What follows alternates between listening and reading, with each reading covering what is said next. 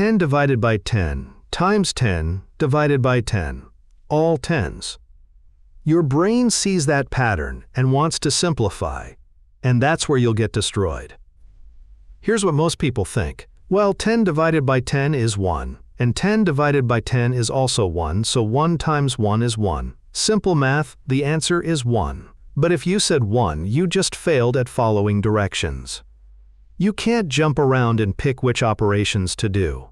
Division and multiplication happen left to right, in order. You have to respect the sequence. Let me walk you through it. 10 divided by 10 equals 1.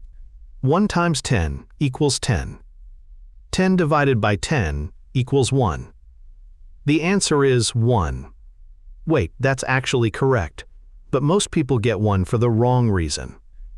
If you got 1 by doing the divisions first and then multiplying, you got lucky. The right method happens to give you 1, but your process was broken.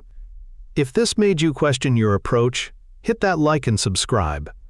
Sometimes getting the right answer with the wrong method is worse than being wrong.